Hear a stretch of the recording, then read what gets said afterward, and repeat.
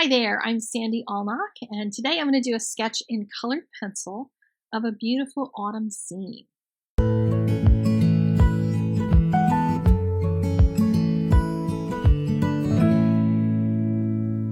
I have just posted a whole class full of autumn scenes in this little sketchbook.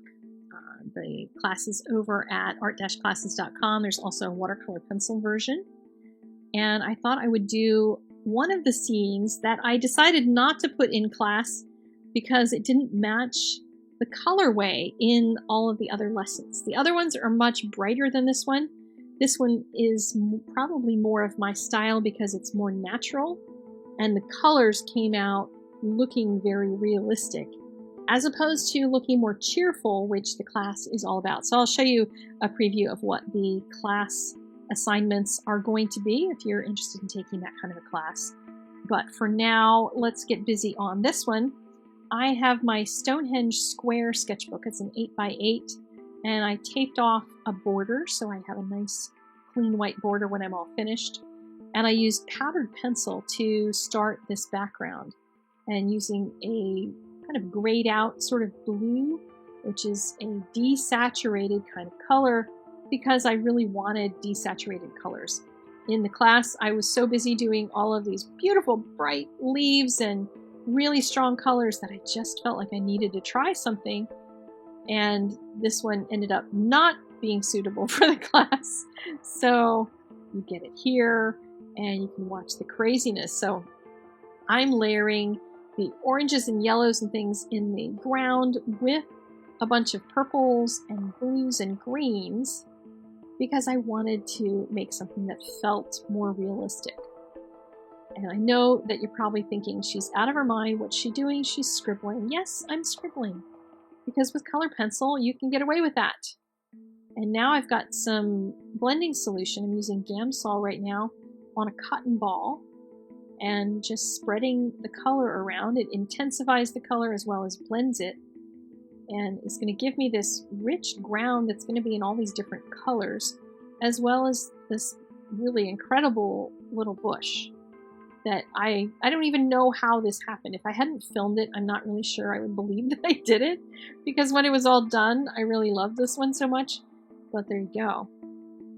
Sometimes you surprise your own self with your own work. But for those who decide to take that class, if you want to do something crazy like this, just mix all your colors. As I talk about in class and here on YouTube all the time, when you mix the three primaries, the reds, blues, and yellows, you get neutrals. And all of the colors that I'm using here have a lot of those red, blues, and yellows in them, even though they're not pure straight up red and straight up blue and straight up yellow. Well, there's some straight up yellow in there, but they're going to give that effect because they are so close to those kinds of colors.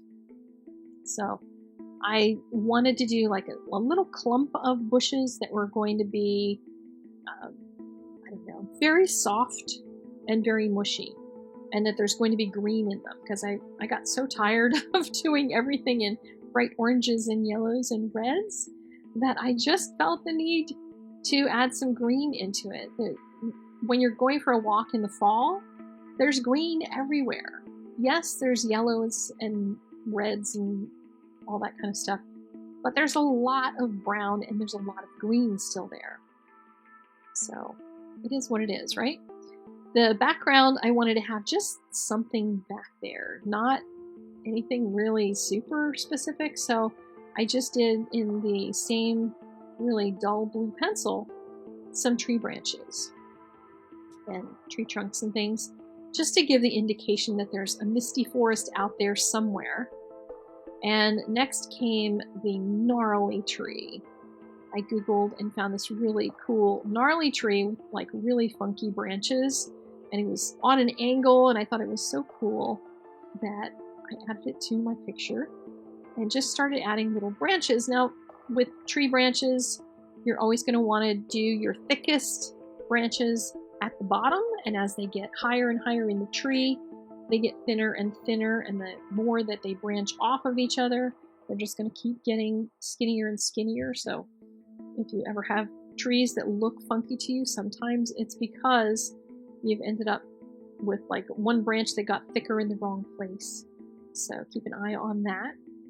You can use a dark purple and dark blue for my very deepest colors and my deepest shadows.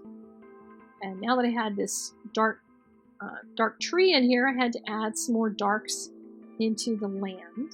So I added more kind of scrubby, scribbly darks on the outside edges of my picture to create both texture and to bring that foreground to the foreground and make sure that it feels like it's closer than all of the things off in the distance. And blend them out again with the cotton ball and the Gamsol. And on top of that green, mushy, and rusty and yellow bush, I added a little bit of dark shadows and dark branches, just scribbling those little by little over top of it, giving a base to it so that there was a shadow underneath. A little bit of scrubbies now underneath of the tree, as you know, it's going to have some little things growing down there as well. The divot in the road, the divot that always catches my ankle. I am a klutz when it comes to going for walks and hikes and things, and every time there is a pothole in the road, I find it. My foot finds it, just every single time. I'm kind of a goofball when I go walking like this, so maybe it's because I'm too busy looking up and not watching where I'm walking. That might be part of it, I don't really know. But I had to add some of that stuff in there so that I would have something to trip over in my picture, because that's how it rolls. But look how soft this thing is getting. I'm watching this and thinking, did I really do this? Did that really happen? And I don't know if you've ever found this. I know not everybody films themselves, but sometimes I would recommend just filming yourself for the heck of it. Just get your phone out while you're drawing and film it, and then watch it back. And, you know, don't have any sound on so you're not hearing your breathing or your radio or whatever, but just watch it back again and be amazed at what you're creating. Because it's quite possible that you would have those moments if you watched yourself do something again. And even if you're never going to share it with anybody, you can delete the file after you're done. But you'll also learn from watching yourself do it and think, oh, I should have done that. Oh, look what happened when I did that. And you'll find different things that you can learn from your own work without having to sit here and wait to see if Sandy's going to put out a video on the topic that you want. If you watch yourself on film, I think you'll be amazed at seeing what you can learn from watching yourself. And you can also be tickled, like I am watching this, thinking, man, did I do that? Did I seriously do that? Like, there's just little things in this that get me excited, and I want to try this again on a larger scale, because this is in a small sketchbook. And I want to try this drawing big. I just think that would be gorgeous on my wall. It would just be delicious. I want more yellow in it. It needs more yellow, maybe. But I'm just adding some leaves and stuff that fell off this tree as it sort of starts to lose its fall oomph. I love the fact that the leaves on this one came out more uneven than anything that I had done in class, and that felt more natural to me. Even though it's an intermediate class, and I'm not trying to get everybody to do hyperrealism, I'm trying to help people to make backgrounds for cards, because that's what a lot of my students do. But I just love that I can go from doing that to doing something like this and enjoy both quite a lot. And yes, I may get tired of doing all of the bright colors for a while, but I can switch and do dull colors, and then I can go back and do something bright. And when you're doing art, you can do everything. You don't have to stick to just one thing. So there's my little sketch, which I thought came out really fun, that you might enjoy watching. And now I want to flip through some of the scenes that are going to be in the actual class. You can see the colors are much brighter. little more on the happy side, even though everything's quite realistic. So here are the scenes. We're going to do one that's just going to be one tree. There's this one that's going to have a stand of trees in front of the scene. This one I just loved. I love this, really thing off in the distance, this blue background. Here's a kind of a tunnel of trees, and then just a really peaceful forest to walk in. And then my crazy one that doesn't match all the others. So there you go. If you're interested in that class, there's a link in the doobly-doo. There's also a watercolor pencil version. And this one has a similar selection. I try when I'm doing something in many mediums to do different types of scenes so that you're not doing the same scene in every medium.